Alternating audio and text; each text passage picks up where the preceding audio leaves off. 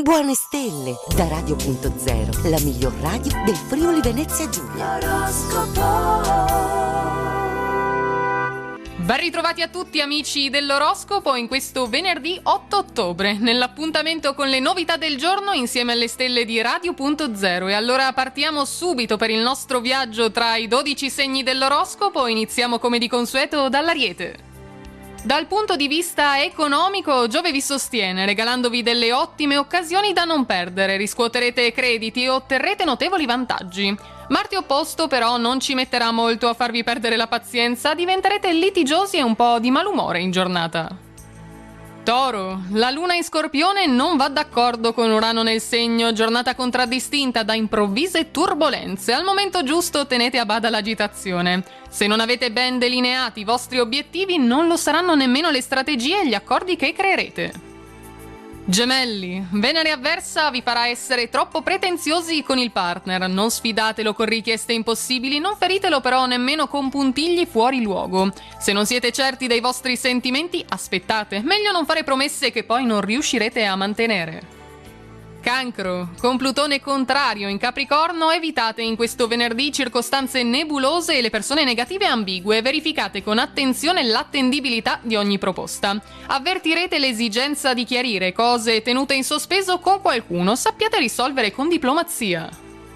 Leone, non fatevi coinvolgere da chi perde tempo e non va alla sostanza delle cose, avete bisogno al contrario di qualcuno che vi sostenga e vi incoraggi. Rinunciate oggi a un acquisto di cui poi potreste pentirvi, è superfluo e inciderebbe di molto sulle finanze. Vergine, avrete dalla vostra, grazie alla luna in Scorpione, oggi una particolare capacità di impegno e concentrazione che sarà bene sfruttare al massimo. Ricordate che sarebbe meglio che lasciaste perdere chi non è sulla vostra stessa lunghezza d'onda, tenetelo bene a mente. Bilancia, per merito del Sole congiunto a Marte farete qualcosa di insolito oggi, di originale, incentrato sui vostri interessi, cambierete favorevolmente le solite situazioni di routine. Plutone quadrato però, potreste avere accanto a voi persone sempre pronte a competere e a questionare.